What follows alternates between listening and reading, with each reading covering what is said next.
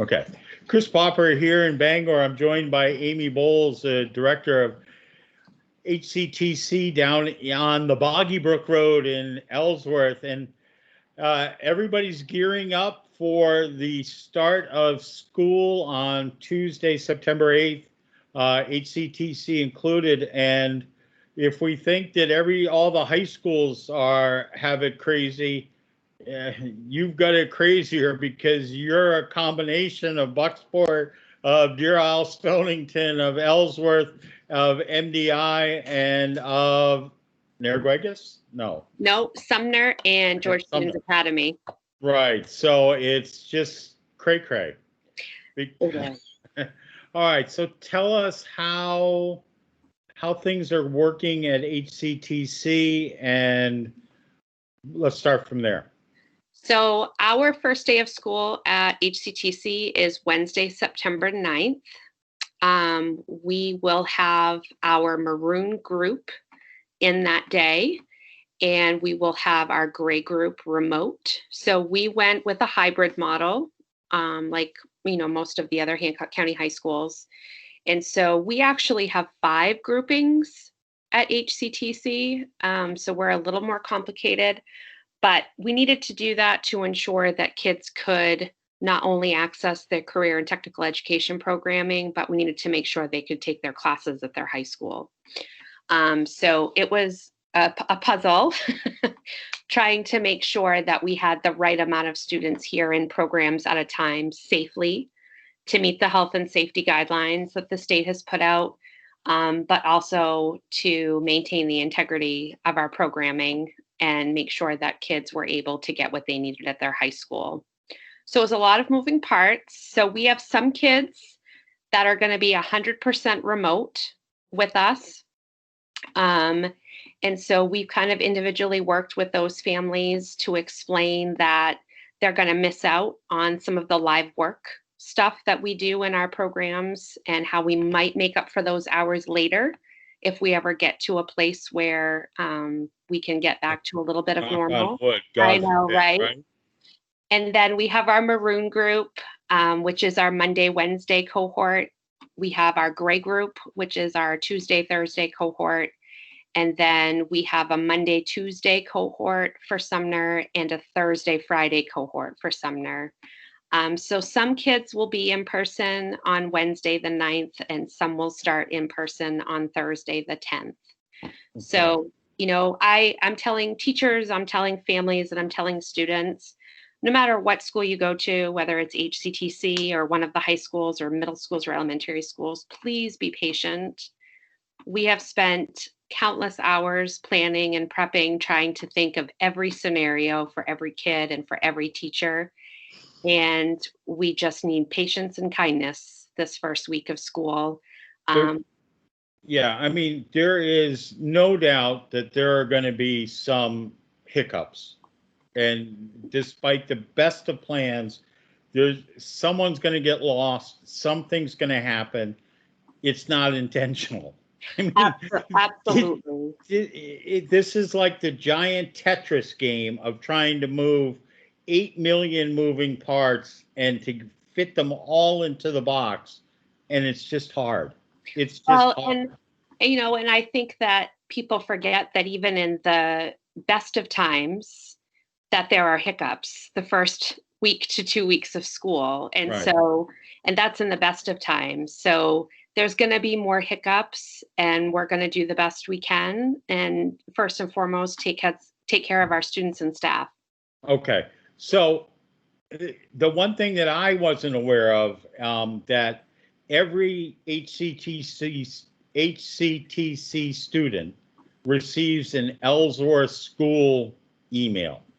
Yes. So if you're watching this and you have a child that's going to HCTC and you're an MDI student, you're going to get an Ellsworth school email. And just like Sumner and Bucksport and Deer Isle-Stonington, everybody. Yeah, we haven't always utilized that in the past, but we learned last spring when we went 100% remote that in order for our Google Classrooms to function properly, everyone needed to have the same email configurations, Yeah. and every high school's IT settings can be a little different. So we're going to spend the first few days of school giving kids their emails, making sure they know how to log on, and getting them into the habit day one of how to log on and how to do that. And we'll be doing that with our 100% remote kids also, so that they understand that. But that is absolutely a big thing that we're trying to get out there right now. All right.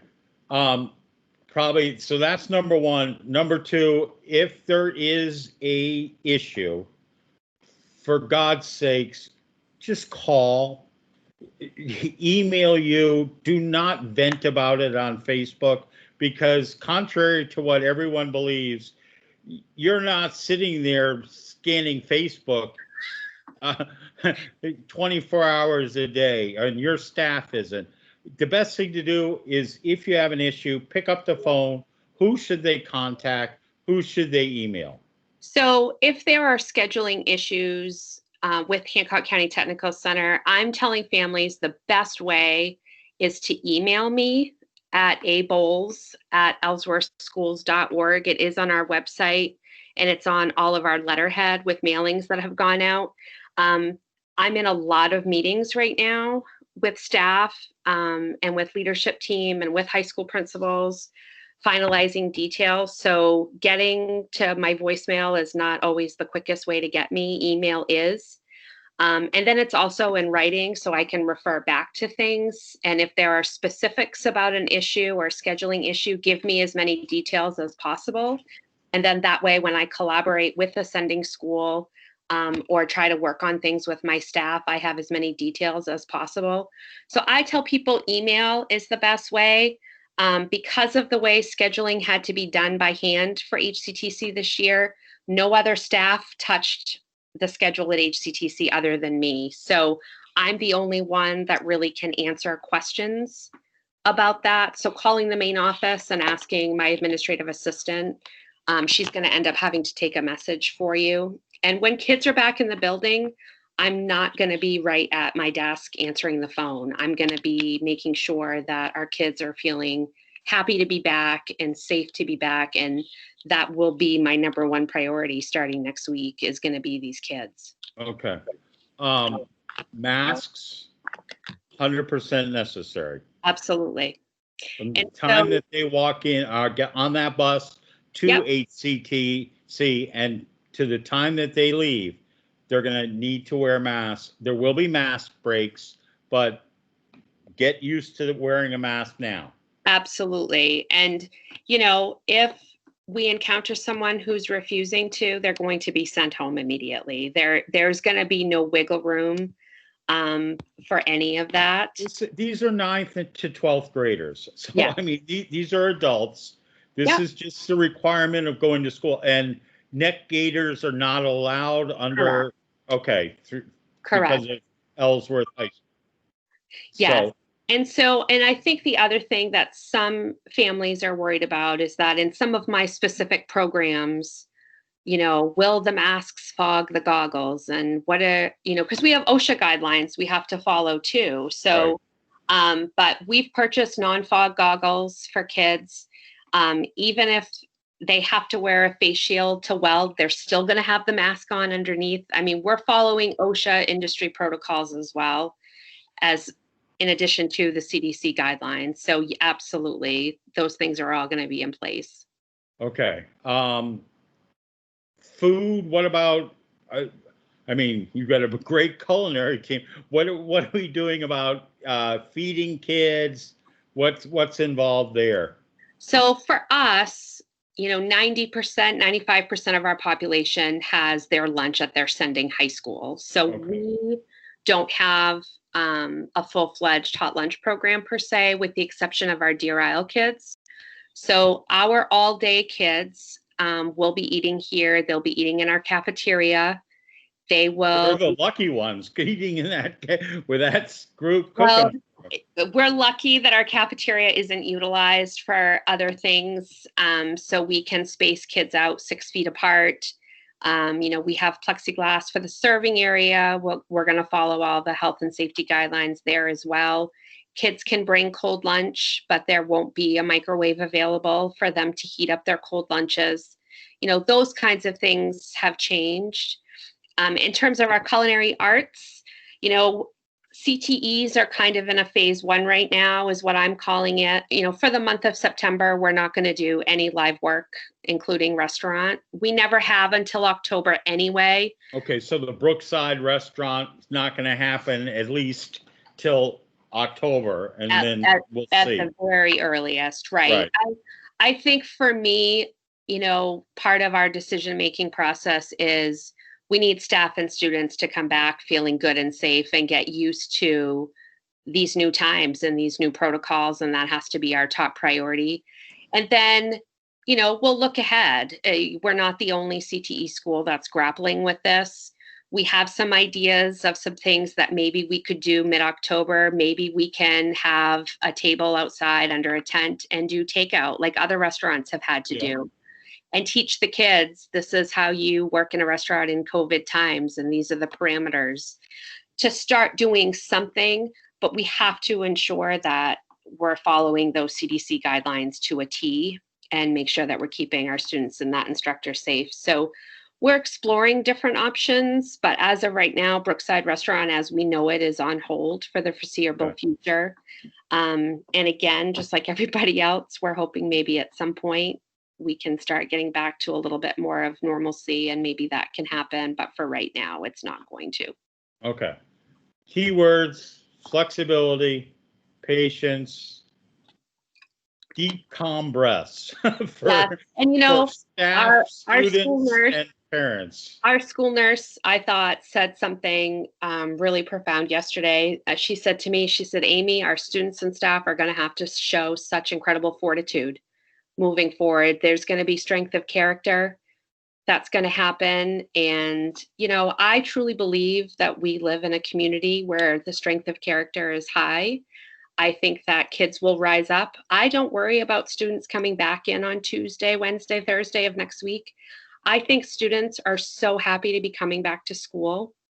I think they're going to follow the rules, and maybe that's Pollyanna, but I think students are so happy to be coming back. I think they're going to be nervous, don't get me wrong, but I think kids are going to do what they need to do for this to be successful. So I just want kids back. Our schools have been empty, and now staff has been back. So there's been some life brought back to our buildings. And when kids come back, I can't wait.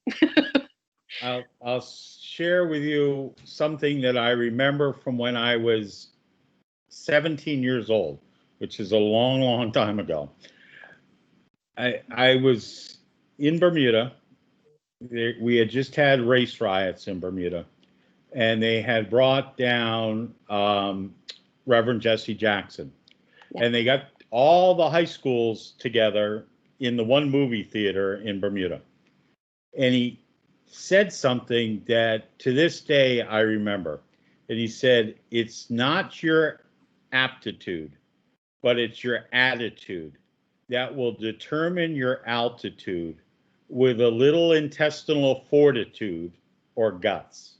Absolutely. And that is what is needed right now, is we need to have that positive attitude, because that's going to get everybody soaring high. And that's where we need to be. Absolutely. And I can't tell the public how excited my staff is. And I know all teachers everywhere. Teachers get into this business because they love kids. They're not doing it to be at home. No, we miss kids terribly, and we are so excited to have them back in our buildings and see their faces again. I really think that once we get started and some of those hiccups of the first week go away and we settle into our new schedule, that I believe it's going to be okay. We just have to get there. All right. Thanks very much. Thank you. We will do this as often as we need to, and your schedule, and as loud as the Danes allow us to do it from home. But we'll go from there. Good luck, Amy. Thank you, Chris. Have a good day.